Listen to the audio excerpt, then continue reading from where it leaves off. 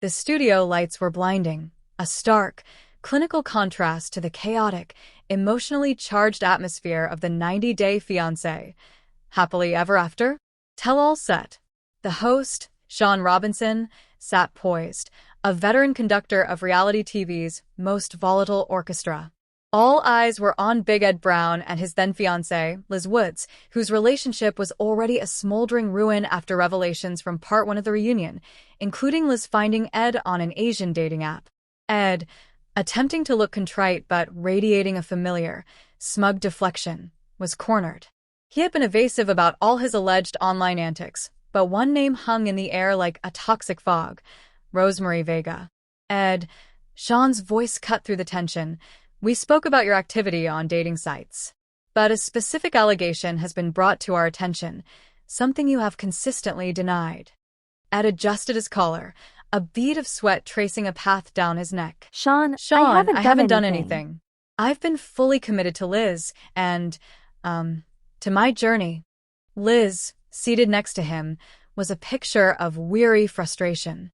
She had been through this cycle of accusation, denial, and breakdown countless times. The rest of the cast, Jovi, Yara, Andre, Elizabeth, Kalani, and Asulu, watched with a mixture of pity and barely concealed glee.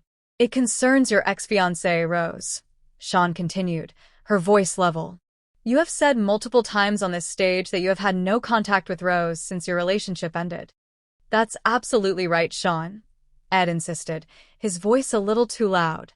We had our blow-up, we parted ways, and that was it. I wish her the best, but there has been zero contact. Liz put her head in her hands. Oh, here we go again.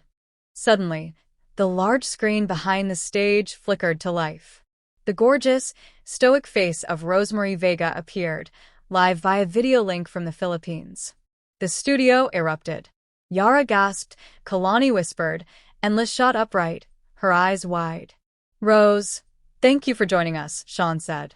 We are talking about Ed's claim that he has had no contact with you. Rose, looking completely serene and polished, fixed her gaze directly at the camera and, by extension, at Ed. Her voice, translated and amplified, was calm, clear, and devastatingly precise. Hello, Liz. Hello, Ed. Hello, everyone. Ed is telling a lie. As usual. Ed immediately started shaking his head. No, Rose. That's not true. Why are you doing this? Do you not remember, Ed?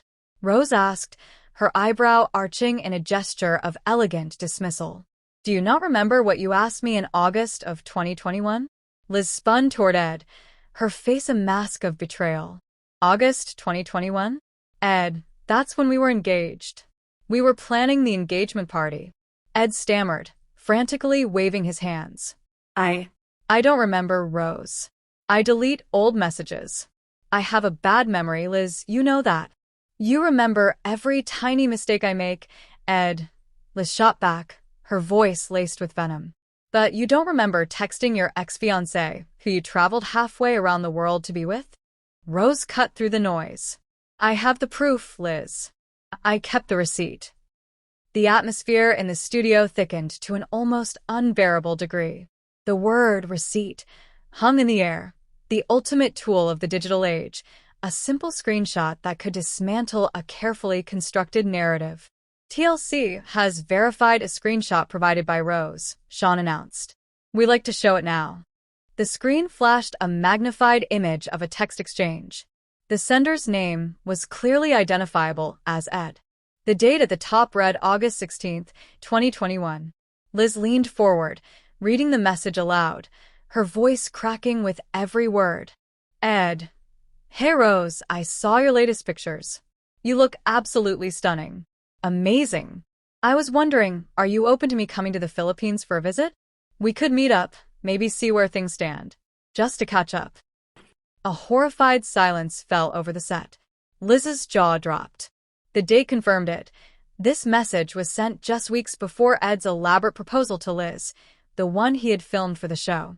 Ed's face, usually animated by nervous energy or faux confidence, was pale and slack. He had been caught, undeniable, in a cold, hard digital trap. I don't know. I was drunk. Maybe I was thinking about filming something else. I didn't mean anything by it, Ed weakly offered, his eyes darting frantically. Rose's translator spoke, translating Rose's composed, dignified response. Ed, you are lying again. You said you were still interested in me. You said you were not happy in your current relationship and that you missed me. Liz's eyes welled up. You told her you were unhappy with me? No, babe. That's not what she said. Ed yelled, pointing at the screen. She's lying, Liz. She's trying to get back on TV. I am a model now, Ed. I have my own life. I don't need you for TV, Rose countered, her voice sharp with finality. I only came here to tell Liz the truth because you don't deserve her. The other cast members piled on. You're telling her she needs to shave her legs and brush her breath, and then you're sending texts to your ex, telling her she looks stunning? Yolanda demanded. That is classic narcissism. Andre, never one to mince words, chimed in. He got caught. You're a fraud, Ed. You are trying to gaslight the whole room. Liz's anger finally crystallized into cold clarity. She reached a hand up to her neck and unclasped the delicate chain holding her engagement ring, the ring Ed had proposed with, the symbol of their tortured, on-again, off-again love. I'm tired of all the lies and the deflection, Ed. I'm tired of being the villain on a TV show when you're doing this behind my back, Liz said, her voice shaking but firm. You want to know who I am? I am the person who is finally done with you. She pulled the ring off her finger and slammed it onto the glass table, the sound echoing loudly in the silent studio. Ed stared at the ring, then back at Liz, an oddly entitled rage replacing the fear on his face. Give me my ring back. You don't get to keep it. You got caught, Ed. You got caught, Liz screamed, leaping out of her seat. You don't get to control me anymore. You don't get to lie anymore. Goodbye, Ed.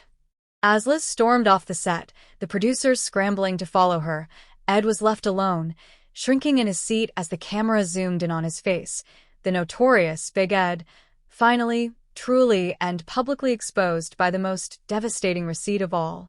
Rose watched him from the screen, a small, knowing smile finally appearing on her face before the video feed cut out. She had won the moral war, leaving Ed in the ruins of his own deceit.